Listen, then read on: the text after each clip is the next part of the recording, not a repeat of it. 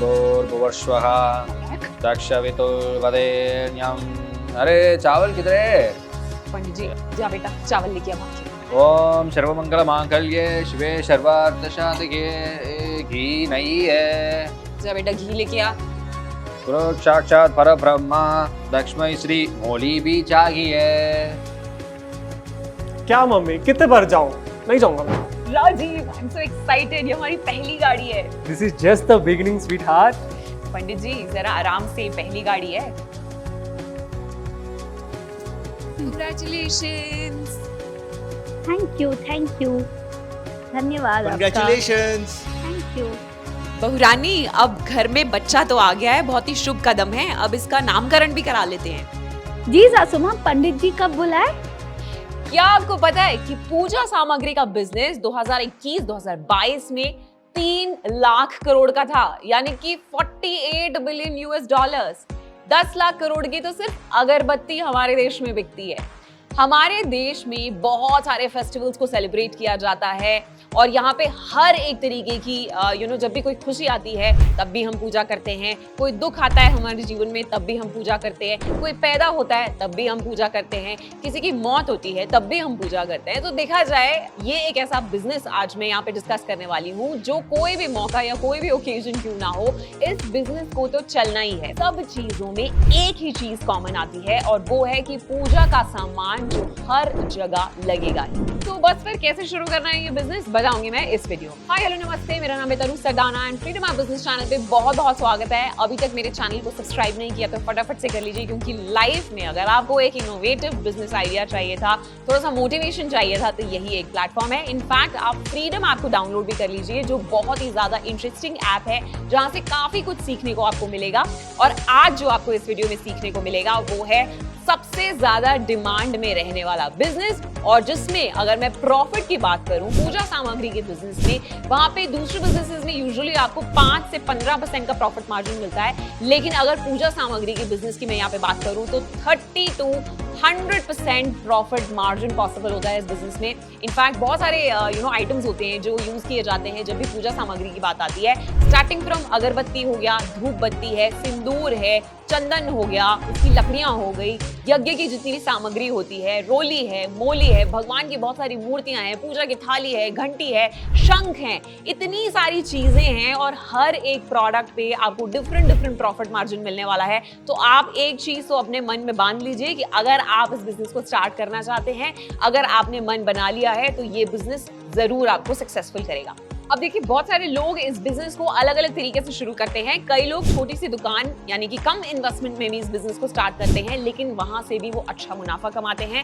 और कई लोग इसको ठेले से भी शुरू करते हैं। आई एम श्योर आपने देखा होगा कि मंदिरों के बाहर बहुत सारे लोग ठेले लगाकर बैठते हैं। एंड इनफैक्ट इस बिजनेस की जो डिमांड है वो ऑनलाइन और ऑफलाइन दोनों ही देखी गई है। तो अगर आप इस बिजनेस को किसी भी तरीके से क्यों ना स्टार्ट करना चाहें, कर सकते हैं, लेकिन मैं मेजरली इस वीडियो में बात करने वाली हूँ कि आप ऑफलाइन इस बिजनेस को कैसे स्टार्ट कर सकते हैं।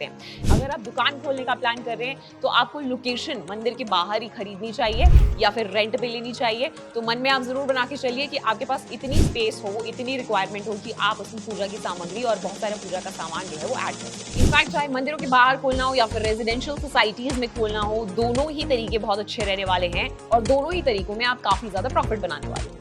इस बिजनेस में मार्केटिंग करने के लिए बहुत सारे तरीके हैं और जिनमें से कुछ तरीकों का यहाँ पे मैं डिस्कशन करूंगी। इतने सारे मेथड्स हैं, जैसे कि पंडितों के साथ आपका एक अच्छा नेटवर्क एस्टैब्लिश होना चाहिए। अगर आपकी उनके साथ इक्वेशन अच्छी है तो वो जहाँ पे भी जा रहे हैं पूजा करने के लिए, जहाँ पे भी हवन करने के लिए जा रहे हैं, वो आपका प्रेफरेंस दे सकते हैं, वो आपका नाम दे सकते हैं उन लोगों को कि अगर सामान इस घर में आएगा तो सिर्फ इसी दुकान से आएगा। तो इस तरीके से आपकी नेटवर्किंग अगर बढ़ेगी या फिर वर्ड ऑफ माउथ बढ़ेगा तो आपके पास ज्यादा से ज्यादा प्रॉफिट कमाने के भी चांसेस हैं। एंड इनफैक्ट अगर मैं त्योहारों की बात करूं तो अभी तो लाइन लगने वाली है फेस्टिवल्स की। दिवाली है, दशहरा है, बहुत सारे लोग इस फेस्टिवल में सबसे ज्यादा शॉपिंग करते हैं।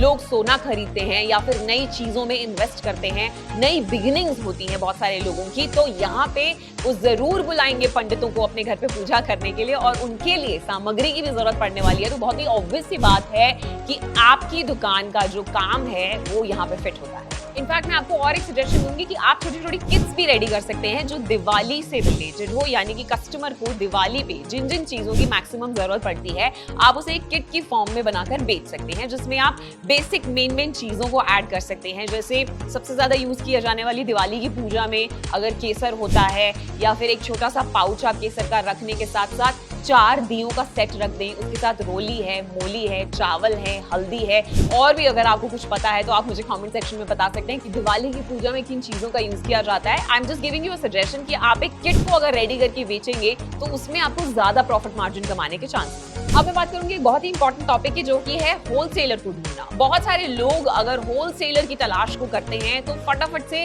पहले ही होलसेलर से मिलके आने के बाद उसको हाँ कर देते हैं। अब होलसेलर अपने बिजनेस के लिए ढूंढना सबसे जरूरी प्रोसेस है। एक अच्छा होलसेलर वही होता है जो अगर आप उनसे कम बजट का सामान भी खरीद रहे हो और फिर भी वो आपको पूरे रिस्पेक्ट दे, फिर भी वो आपके पूरे सामान की जांच पड़ताल करने के बाद ही आपको दे, दैट मीन्स कि आपने एक अच्छा होलसेलर अपने लिए चुना है।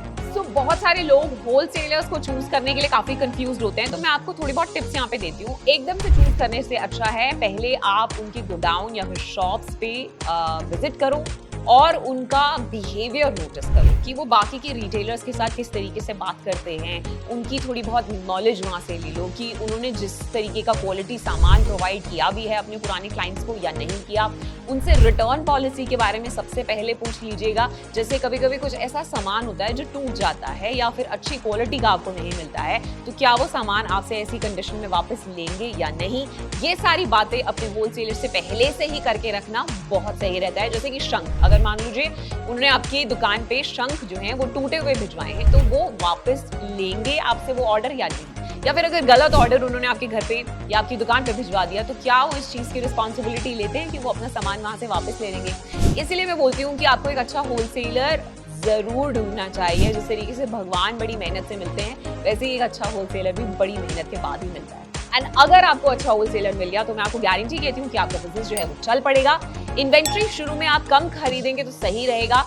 पहले बिजनेस को आपको समझना पड़ेगा। 2-4 महीने आपको शुरुआत में लगेंगे। लोग कैसे आपकी शॉप पे आ रहे हैं, उनको किस चीज की डिमांड सबसे ज्यादा है, कौन से ऐसे प्रोडक्ट्स हैं जो एवरग्रीन है, और कैसे प्रोडक्ट्स की डिमांड फ्यूचर में आने वाली है, डिपेंडिंग ऑन द कैलेंडर।